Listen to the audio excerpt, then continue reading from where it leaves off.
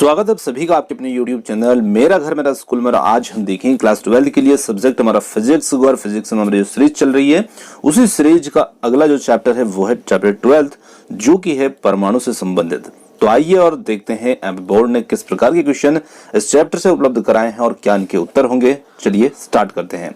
और आपने इसके पहले के वीडियो नहीं देखे तो आप फिजिक्स की प्लेलिस्ट में जाकर के चेक कर सकते हैं। इसके पहले के सभी चैप्टर से वीडियो हम दे चुके हैं।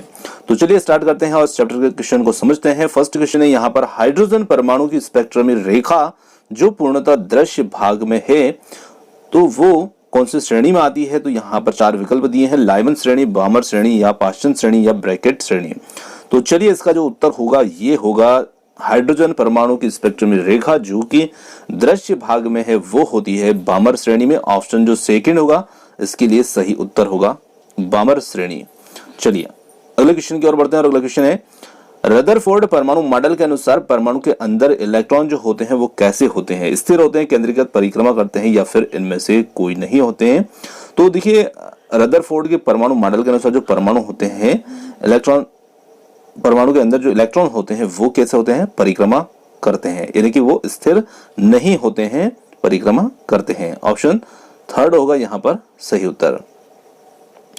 अगला क्वेश्चन है परमाणु का जो साइज होता है वो निम्न कोटि का होता है।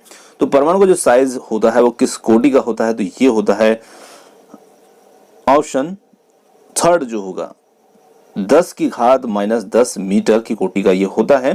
तो यहाँ पर 10 लिखा है तो वो 10 की घात -10 मीटर कोटि का होगा। चलिए आगे बात करते हैं क्वेश्चन की। बोर के परमाणु मॉडल के अनुसार किसी स्थायी कक्षा में इलेक्ट्रॉन की चाल Vn क्वांटम संख्या n से निम्न प्रकार से संबंधित रहती है। तो यहां पर क्वेश्चन थोड़ा सा लंबा है तो छोटे छोटे टुकड़ों में हो गया है और वो एक के नीचे एक लाइन बन गई है ना। तो थोड़ा सा इस बात को आप समझिएगा कि क्वेश्चन जो है यहाँ पर आगे कुछ कटा हुआ भाग नहीं है। आपको देखने से ऐसा लगे तो ये कंफ्यूजन मैं आपको दूर कर देता हूं। तो देखिए यहाँ पर बोर के परमाणु मॉडल के अनुसार किसी स्थायी कक्षा में इलेक्ट्रॉन की चाल Vn मुख्य क्वांटम संख्या n से किस प्रकार से संबंधित होती है, तो ये संबंधित होती है ऑप्शन जो फर्स्ट होगा Vn अपान C अपान n। देखिए ये जो Vn है ये इस प्रकार लिखा जाएगा Vn बराबर C अपान n।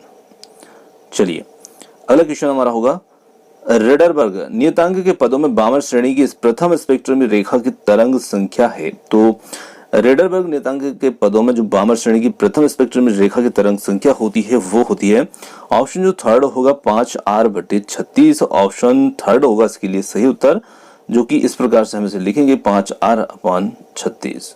चलिए अगले क्वेश्चन को देखते हैं और अगला क्वेश्चन है यहाँ पर हाइड्रोजन परमाणु निम्नतम अवस्था में से n बराबर 4 उत्तेजित अवस्था में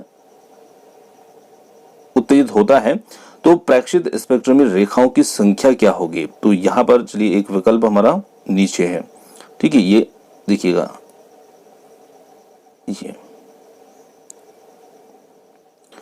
तो यहां पर जो प्रेक्षित स्पेक्ट्रमी रेखाओं की जो संख्या होगी वो इसमें निकल के आएंगी 6 और यहां पर ऑप्शन जो सेकेंड होगा ये हमारा इसमें उत्तर हो जाएगा। देखिए इसके लिए आप सूत्र प्रयोग में ला सकते हैं। एक सूत्र होता है n-1 और अपान 2। स्पेक्ट्रम में रेखाओं की संख्या पता करने के लिए सूत्र हम लगा सकते हैं। तो n बराबर जो भी मान आपको दे रखा है, जैसे यहाँ पे दे रखा है 4, तो आप n की जगह पर 4 रख देंगे तो 4 गुणित 4 माइनस 1 और बटे 2। तो इस प्रकार से यहाँ पर देखेंगे 4 और 4 में से 1 घटाते हैं तो 3 और बटे 2, तो 4 3 12 और 12/2 करेंगे तो ये हो जाएगा 6। चलिए अगला क्वेश्चन है हाइड्रोजन परमाणु की प्रथम उत्तेजन ऊर्जा जो है वो 10.2 इलेक्ट्रॉन वोल्ट है। तो अवशोषित फोटॉन की जो तरंग दैर्ध्य होगी वो क्या होगी। तो इसमें जो तरंग दैर्ध्य यहाँ पर होगी फोटॉन की वो होगी 1215 एंगस्ट्रॉम। ऑप्शन फर्स्ट ही इसके लिए उत्तर हो जाएगा। चलिए अगला क्वेश्चन है परमाणु होता है, परमाणु किस प्रकार से होता है, धनावेशित, ऋणावेशित या फिर अनावेशित। तो देखिए परमाणु के अंदर प्रोटॉन होते हैं, बाहर इलेक्ट्रॉन होते हैं और उसका संपूर्ण आवेश जो होता है वो निरस्त हो जाता है। तो वो कैसा हो जाता है, उदासीन या अनावेशित उसको हम कह सकते हैं। तो ऑप्शन थर्ड इसके लिए सही उत्तर होगा। चलिए अगले क्वेश्चन को देखते हैं। अगला क्वेश्चन है परमाणु की संरचना का अध्ययन सर्वप्रथम किसने किया था? तो परमाणु की संरचना का सर्वप्रथम अध्ययन जो किया था ये किया था जे थॉमसन ने। फर्स्ट विकल्प यहाँ पर उत्तर हो जाएगा। चलिए अगला क्वेश्चन है हमारा यहाँ पर, एक परमाणु के नाभिक की त्रिज्या किस कोटि की होती है? त्रिज्या की कोटि होती है। तो देखिए प्रश्न एक और पहले भी आया है, आपने ध्यान दिया हो, तो परमाणु का जो साइज होता है वो किस कोटि का होता है? तो वहां पर प्रश्न में परमाणु की त्रिज्या पूछी गई थी या परमाणु के साइज किस कोटि का था, ये बात पूछी गई थी। तो परमाणु की साइज पूछे या परमाणु की त्रिज्या पूछे तो वो 10⁻⁻10 मीटर होती है, परंतु नाभिक की जो त्रिज्या होती है वो परमाणु की त्रिज्या से छोटी होती है। तो ध्यान रखना है आपको, दो प्रश्न हैं, लगभग हमें एक जैसे लगते हैं पर थोड़ा सा इनमें अंतर है। तो यहाँ पर हमारा जो उत्तर हो जाएगा ये हो जाएगा 10⁻15 मीटर की कोटि की यहाँ पर नाभिक की त्रिज्या होगी। ठीक है, ऑप्शन थर्ड जो होगा ये हमारे लिए सही उत्तर हो जाएगा। चलिए कहीं कहीं पर आपको 10⁻13 भी देखने को मिलता है, तो 13 यहाँ पर हमारे विकल्प में शामिल भी नहीं है, तो यहाँ पर 10⁻15 जो है ये भी सही उत्तर है। ठीक है, तो 10⁻15 को ही आप ध्यान रखिएगा। चलिए अगला क्वेश्चन हमारा क्वेश्चन है यहाँ पर, बोर के सिद्धांत के अनुसार हाइड्रोजन परमाणु की द्वितीय कक्षा में घूमते हुए इलेक्ट्रॉन का रेखीय संवेग का आघूर्ण होगा 2πh π/h या h/π या 2h/π। तो यहाँ पर इसका जो रेखीय संवेग का आघूर्ण होगा वो होगा h/π। ऑप्शन जो थर्ड होगा ये इसमें सही उत्तर होगा। अगला क्वेश्चन लेते हैं। अगला क्वेश्चन है, हाइड्रोजन परमाणु की प्रथम कक्षा की त्रिज्या a0 और द्वितीय कक्षा की त्रिज्या क्या होगी? तो यहाँ पर द्वितीय कक्षा की जो त्रिज्या होगी वो हो जाएगी 4a0। ऑप्शन फर्स्ट जो होगा इसके लिए सही उत्तर होगा। बात करते हैं अगले क्वेश्चन की, और अगला क्वेश्चन है, बोर की कक्षाओं की त्रिज्याओं का अनुपात होता है। तो बोर की कक्षाओं की जो त्रिज्याओं का अनुपात होता है ये होता है 1:4:9। ऑप्शन थर्ड इसके लिए सही उत्तर होगा। चलिए आगे बात करते हैं अगले क्वेश्चन की। हाइड्रोजन परमाणु के उत्सर्जन में स्पेक्ट्रम में लाइमन श्रेणी की स्पेक्ट्रम में रेखाएं रिक्त स्थान क्षेत्र में पाई जाती है। तो ये पाई जाती है पराबैंगनी क्षेत्र में। ऑप्शन फर्स्ट जो होगा इसके लिए सही उत्तर होगा।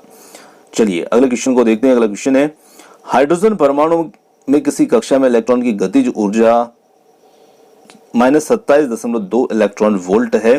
तो इसकी गतिज ऊर्जा क्या होगी? तो देखिए यहाँ पर क्वेश्चन थोड़ा सा मिसप्रिंट है।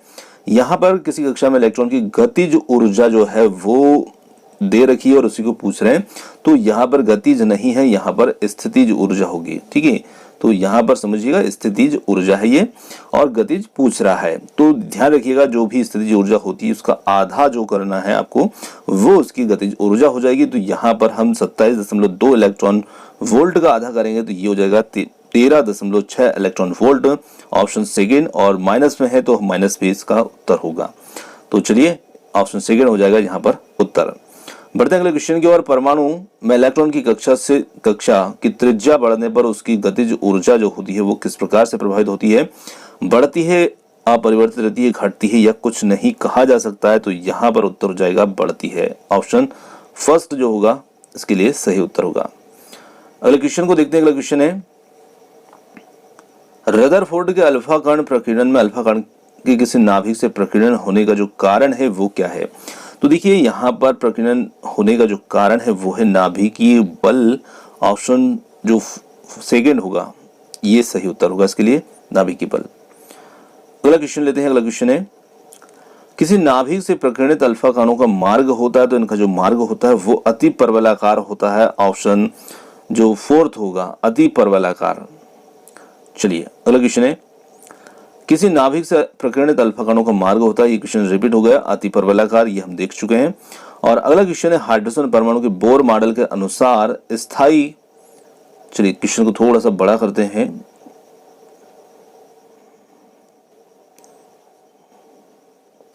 देखिए हाइड्रोजन परमाणु के बोर मॉडल के अनुसार स्थायी कक्षा की त्रिज्या मुख्य क्वांटम संख्या n के रिक्त स्थान अनुक्रमानुपाती होती है। तो n के वर्ग के अनुक्रमानुपाती होती है। ऑप्शन जो फर्स्ट हो जाएगा ये इसमें सही उत्तर होगा।